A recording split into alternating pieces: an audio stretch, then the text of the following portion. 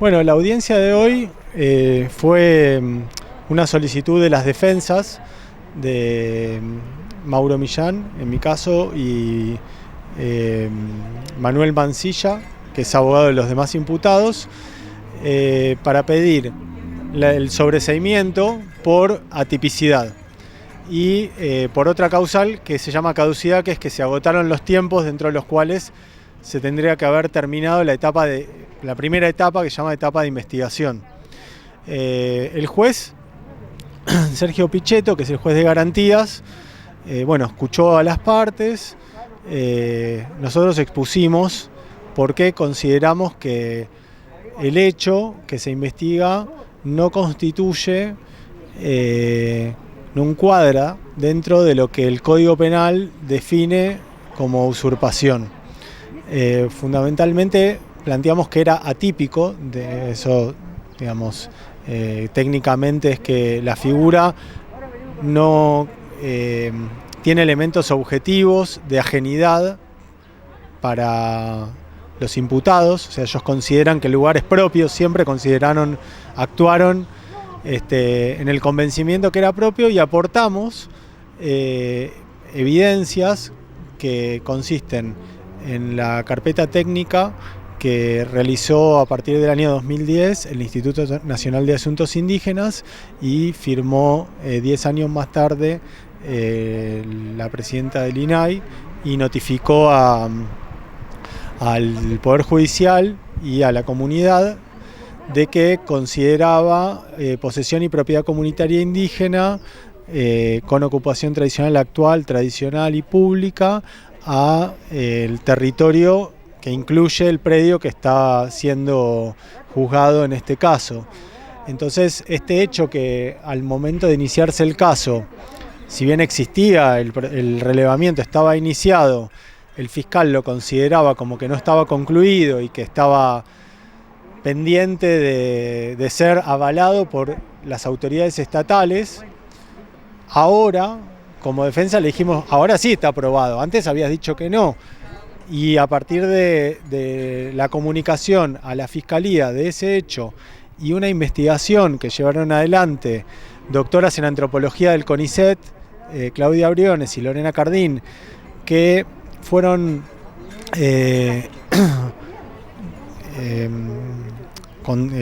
contactadas con la comunidad en diciembre para que realicen una pericia antropológica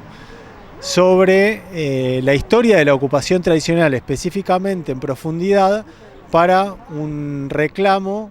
que la comunidad lleva adelante ante el Juzgado Federal en un amparo que llevamos con el doctor Schrader, y que queríamos ponerlo en valor, aun cuando no está concluido el informe de pericia, como un informe preliminar, para tener dos elementos de juicio para persuadir al juez y concretamente a la Fiscalía de que no habían más elementos para continuar con una acción que considere que el predio era ajeno, ni que subjetivamente las personas que ese día, 10 de septiembre del 2019, ingresaron al territorio, estaban invadiéndolo. No estaban invadiéndolo, estaban ejerciendo su derecho a ocupación tradicional indígena como mapuche. Y demostramos también, logramos persuadir al fiscal que la comunidad no se registró, no comenzó a existir a partir del año 2009, cuando se registró ante el INAI, sino que la misma resolución del INAI dice que existen desde fines del siglo XIX como un colectivo mapuche en este territorio. Entonces demostramos una situación histórica, una situación política, económica y de vinculación espiritual con el territorio, que logró persuadir al fiscal, que retiró la acusación, modificó su posición y compartió el criterio de atipicidad. En consecuencia, el juez tuvo por eliminada la acusación pública y mantiene exclusivamente la acción viva, porque hay una parte querellante que dice que va a continuar con el proceso. Como nos rechazó el pedido de sobreseimiento, yo había introducido como parte de esta audiencia que se deje sin efecto, como consecuencia de que se dicte el sobreseimiento, que dejen sin efecto el desalojo forzoso que habían ordenado, y a partir de que el fiscal entendió que teníamos razón, de que era atípica y que había retirado la acusación, el juez de garantías Pichetto modificó su posición, entendió que cambió la verosimilitud en el derecho, que ya no puede sostenerse acríticamente y sin controversia que había una posesión, como decía el denunciante Friedrich, incuestionada, no controvertida, y la hipótesis que planteó la defensa de la comunidad y de Mauro Millán prevaleció y el juez dejó sin efecto el desalojo forzoso que había ordenado y que lo veníamos impugnando, se había suspendido, pero que el Tribunal de Impugnación había rechazado esas impugnaciones y estaban pendientes de discusión ante el Superior Tribunal de Justicia, pero afortunadamente hoy se logró dejar sin efecto esa orden de desalojo, con lo cual, bueno, la comunidad está festejando este logro, que es muy importante, y bueno, se va a seguir discutiendo seguramente en instancias posteriores si la investigación se agotó o no se agotó, porque para la defensa se agotó, pero el fiscal lo rechazó, y bueno, va a continuar a audiencias posteriores de control de acusación si es que el querellante, después de la derrota que tuvo hoy en esta audiencia,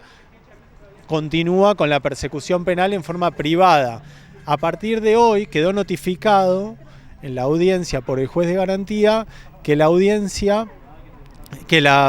acción, él tiene que 5 días para manifestar si va a continuar con la persecución en forma privada y lógicamente tener que soportar las costas en caso de perder este juicio. Así que bueno, veremos qué pasa. Una de las cosas que me parece muy importante, que es la primera vez en la historia de la provincia de Río Negro que el pueblo mapuche, esto también nos costó mucho porque tuvimos que hacer una audiencia de 3 o 4 horas para lograrlo, pudo ser oído en su idioma. Los imputados fueron oídos y expresaron su posición en su idioma, en mapuzungún, con un intérprete,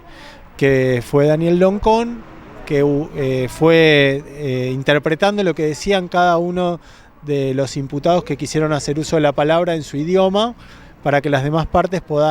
que no hablan mapuzungún puedan entender. Así que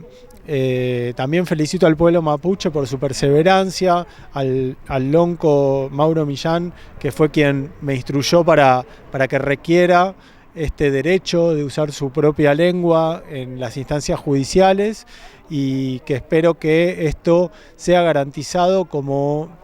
un derecho de las personas mapuche a poder usar su idioma y estar entre culturas, porque la interculturalidad justamente implica que las culturas se escuchen y se respeten, no que una se imponga sobre otra. El multiculturalismo que mencionó el fiscal significa que por ahí 2 culturas están en un mismo lugar, pero no tienen interacción entre sí, e incluso que una destruye u oprime a la otra, como pasó, digamos, con la conquista europea sobre América, sobre el Gualmapu.